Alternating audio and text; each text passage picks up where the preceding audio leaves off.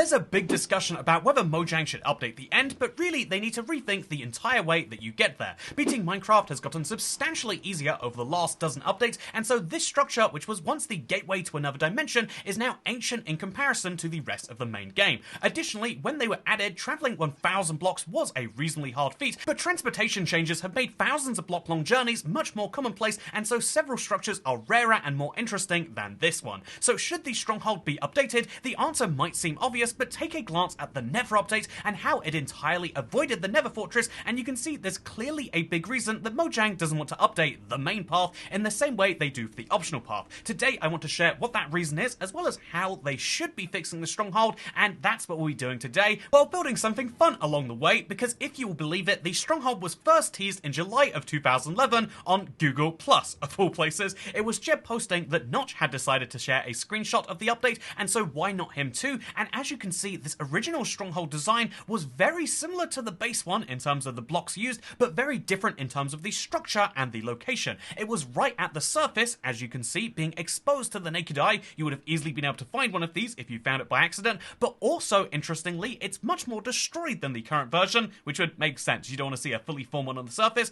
but this immediately inspired me, and so you know what I needed to build in my Let's Play? Well, I have right here a Stronghold which is accessed right now by this very boring staircase that just goes down and then goes down again, and it definitely leads into the ugliest part of my Stronghold. This is a pre-end portal Stronghold, fun fact. So I recently rediscovered a video from a few years ago. I destroyed an entire Stronghold and it took 14 hours. It's funny because I destroyed an entire trial chamber. It was almost double as many blocks and it only took 16 hours, which goes to show how much faster destruction has gotten. But also I realized that all those years ago I destroyed a Stronghold and put it all in chests and then just kind of left them there. So if I go to these coordinates right now, I should be able to re-find them, right? Oh, this is a bit of a blast from the past as far as a village goes, right? It feels like something that I made as a joke, but apparently this is what tiger villages used to look like. You know, do you want to see what's in the blacksmith chest? I bet I never peeked inside of it, right?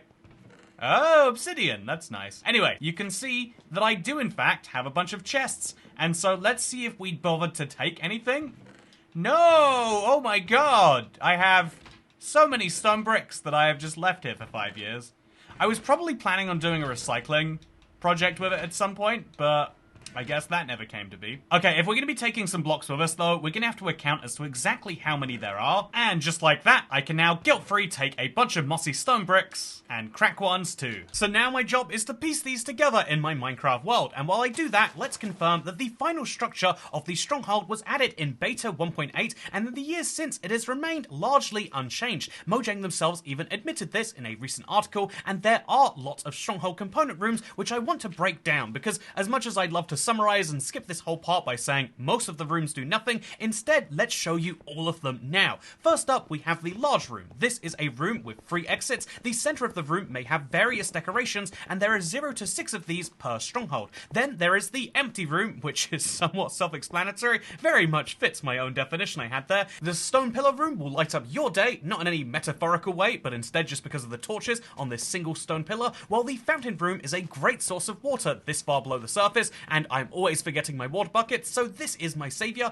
while the store room is an interesting dual level room, which is notable because it has a loot chest, but there's not really anything you'd particularly want in there, and also this would be a terrible place to store things, but it is a unique find, it has to be said, like the 5-way crossing, which will always generate at the starting point of your Stronghold, and then you'll find up to 0 to 4 other ones of these, but the name is actually a lie, because if you count the entrance to this room, which is effectively another exit, it's a 6-way crossing, and wow, I can't believe Minecraft would lie to us like that. Then we have the library, and there are 0 to 2 libraries per Stronghold, and they are never within 4 rooms of that starting staircase. In other words, the 5-way crossing and the library are rarely found together, and the library is one of the best rooms, by the way. They've solved the problems of getting children into reading by making incredibly enchanted books. These are so valuable that you'll have to go there to get them, but also you can destroy all of the other bookshelves and take the books home with you. And unlike with regular libraries, there's no late fees, so you can just sell these on and make a profit. That's not not even a crime that will get you sent to prison, but there are empty prison cells in the Stronghold 2. There is a corridor which has one wall specifically dedicated with these iron bars, and it's meant to be a weird way to lock people inside, but they're always suspiciously empty. What was the Stronghold used for at some point where they needed to have these? It's never quite explained, but if you commit crimes, maybe you'll find out. Speaking of finding out, the spiral staircase is a 3x3 spiral staircase made of stone blocks, and it will always be at the very start of the Stronghold, and an additional 0 to 5 may generate as ways up and down. The much more common staircase though is the straight one, and just keep in mind this straight staircase is 3 blocks wide, but you'll need to make sure you're wearing the right cape if you want to go down it. Next up we have the corridor. This is a bare corridor with up to 3 exits in it. The chest corridor is the more fun version of it. This has a small altar made of stone brick slabs and has a loot chest on that altar. An exit is on the opposite side of the entrance, and there are 0 to 4 of these per stronghold. This is one which is really valuable for getting some extra ender pearls in case you maybe used a few too many eye offenders on the way here. We also have the corridor turn, you can probably guess what this is, and the dead end corridor, which is just a much worse version of any of these. Then finally we have the last room. You should know it by now, you should be expecting it. It's the end portal room. This contains an end portal, some lava, and a silverfish monster spawner. This room is absolutely iconic, and although I don't have one in my closest stronghold,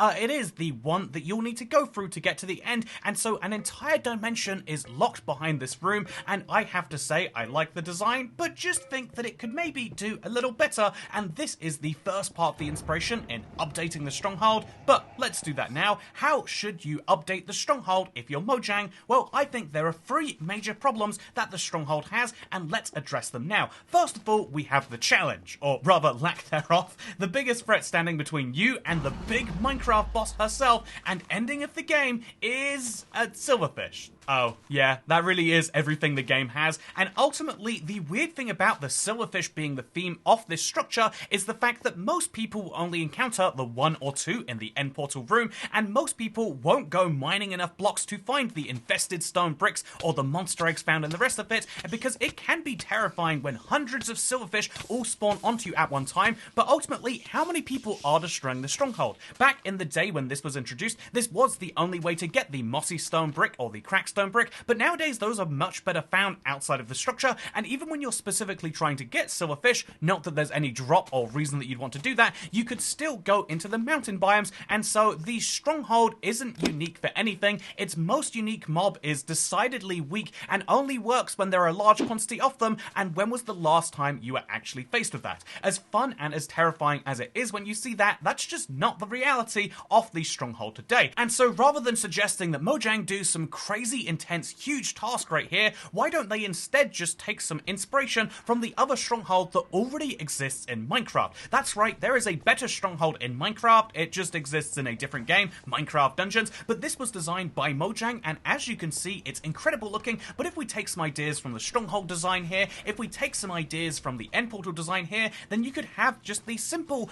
formation of when you complete your end portal, a bunch of pre-aggroed endermen could spawn. This would be good training for a dimension that is going to be full of them, but also immediately get the player paranoid of being surrounded by so many. This could change the entire feel of the end fight without actually changing the end fight itself. The player could even rush past all of these endermen and just jump straight into the portal if they had the know-how to do so, but I think having a big event when you get that noise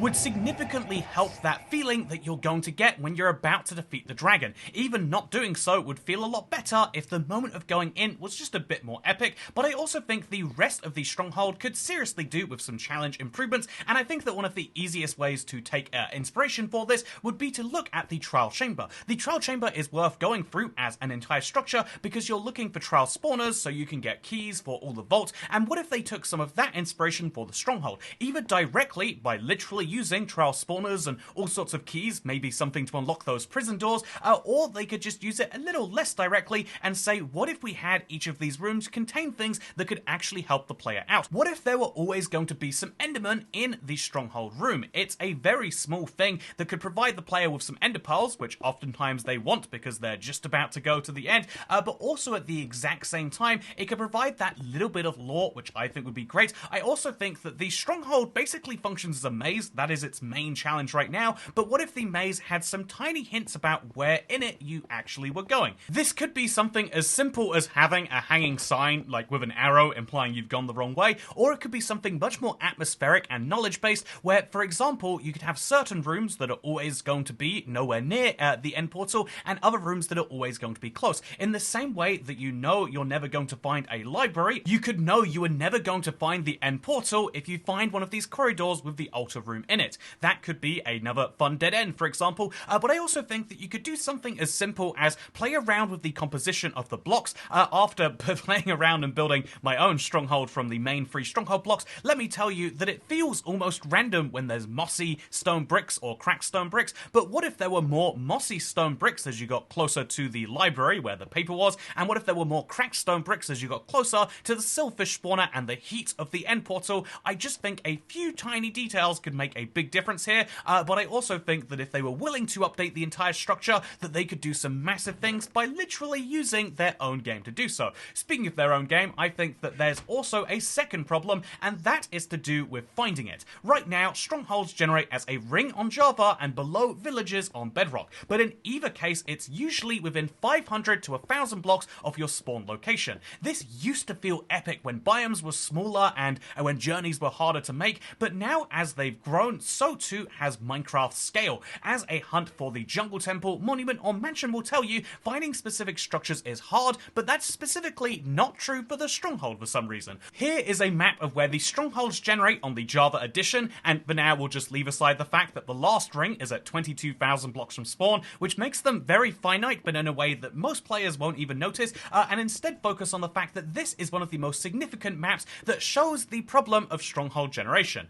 This is because of the fact that every 3,000 blocks or so, starting at 1,000 blocks, you'll see some strongholds in a ring, and that number will go up in a roughly triangular number fashion. So we go from 6 to 10, which is +4, then from 10 to 15, which is +5, then from 15 to 21, which is +6, and then from 21 to, you get the point. It adds 1 each time you go until that final ring at 9. This feels like a system that should have some real magic to it, i.e. the idea that as you go further and further away from spawn, you've got a higher and higher chance of finding yourself a stronghold, but because it's a big ring, I mean, just looking at this graph, you can see that small ring around the spawn is not just the closest, but also will have the highest stronghold density because it's the smallest ring. As a result, actually finding a stronghold gets harder and harder as you go further away, and I'm not sure if this is a misunderstanding of the map or if it's deliberately put in place this way, but this was a decision made over 14 years ago now that is just stuck into modern day Minecraft. Why is that the case? I think that having strongholds become more and more common as you get further and further away could be a really fun benefit to that. I think if you just replace these numbers with much lower ones towards the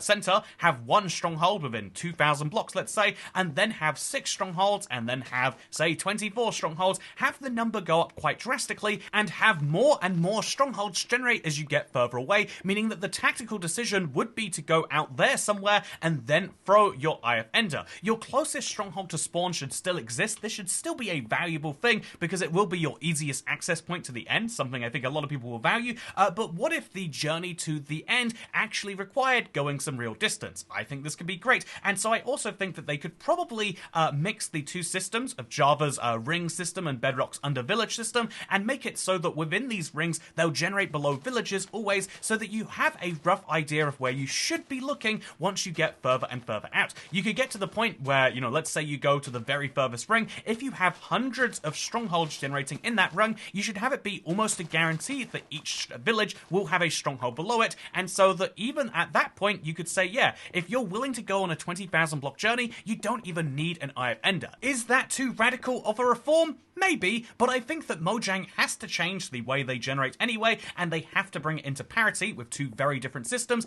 and so that requires either just having one system replace the other, or ideally it means merging the best bits of both, and I think that's how you could do it. Speaking of the best way you could merge the best systems of both, let's talk about generation, because the Stronghold generates very differently between Bedrock and Java, with iron doors on the latter, but oak doors on the former. As far as parity fixes go, this is one of the very few things that that is literally changing one line in the code, and I can show you how easily that's true, but first let me show you my completed original 2011 style Stronghold. As you can see, it looks as close to Jeb's original image as I could make just looking at that very low resolution thing, but what do you think? I like this quite a bit at the very least, and maybe you do too, but yeah, the point of this existing is not just to be here by itself, it's also to then have a hole going down, as you can see we didn't remove the beacon, and connecting this into the old Stronghold to have an old Stronghold connect my other old Stronghold, if you will. So I'm going to just dig down and connect this.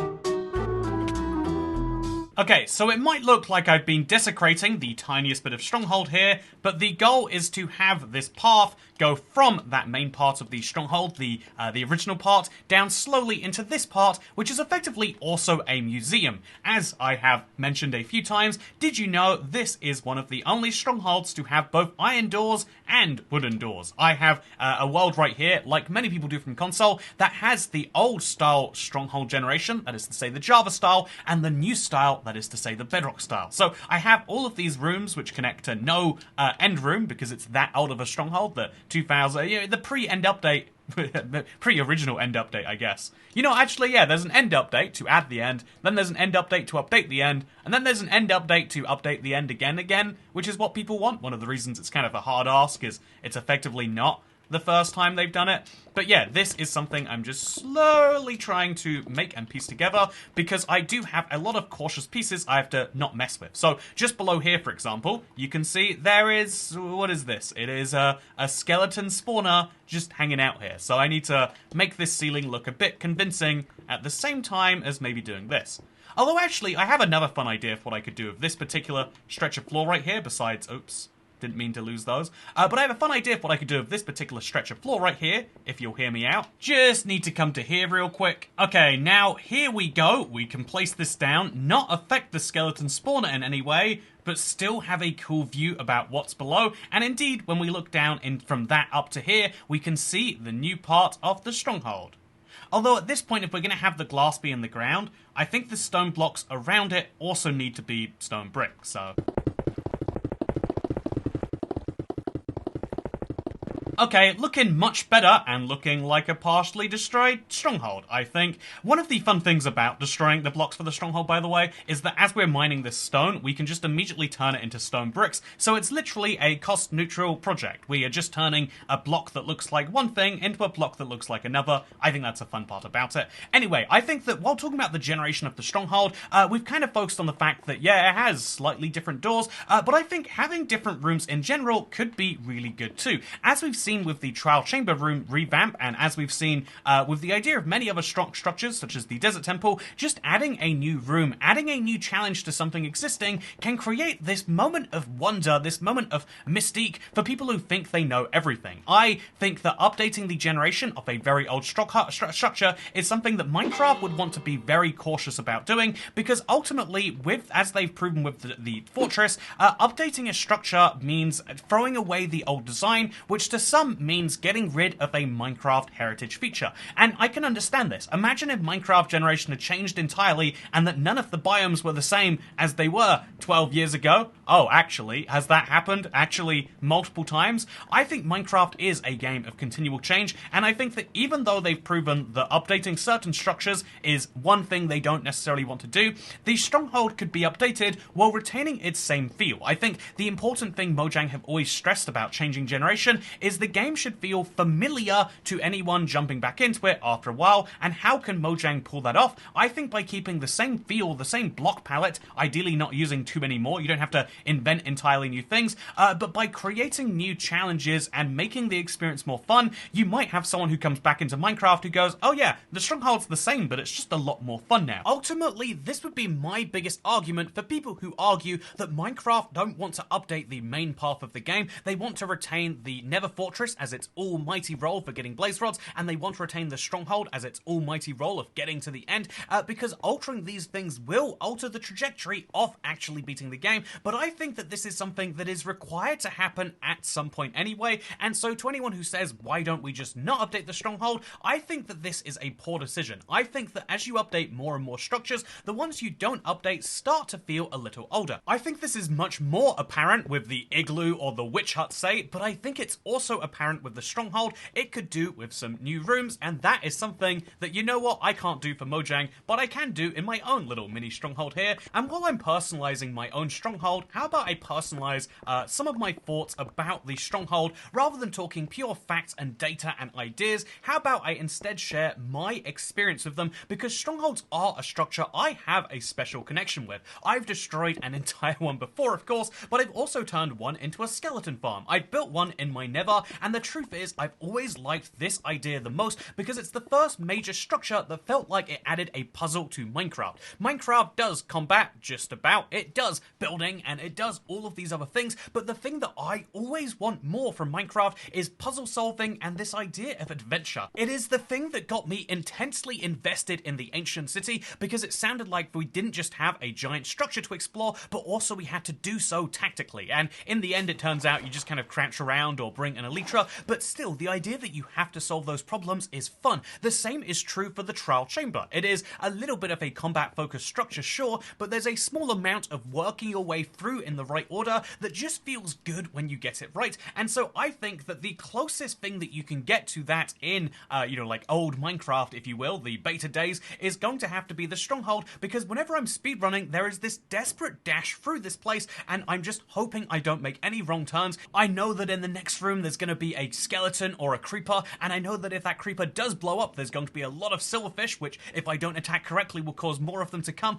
I love this idea that the Stronghold is this big maze that just has occasional events in it, but in modern Minecraft, especially on the Bedrock version, it doesn't feel like that at all. It feels like a chore to get to your end destination, and so if that chore is going to exist, then they could at least make it a more efficient route, help you get through the Stronghold, but I think they could make the Stronghold far less of a chore and far more of an enjoyable last structure for the overworld before you head into the craziest dimension. It has to be said, based on Mojang's own rarity system, the Elytra found in the end is the rarest tier of item amongst only a couple of others. It does have to be said that when you go and defeat the Ender Dragon, you get a one-of-a-kind dragon egg, and these things are the fun, very, very late game stuff, which are there as the end of the kind of adventure path of the game, and that's what makes me think that they could seriously do with updating it. To conclude, I think that an end update is, of course, on all of our minds all of the time, and I think that that is a very fair thing as a community to want. The end is a dimension which could do with so many new things. By the way, I'm finally committing to just removing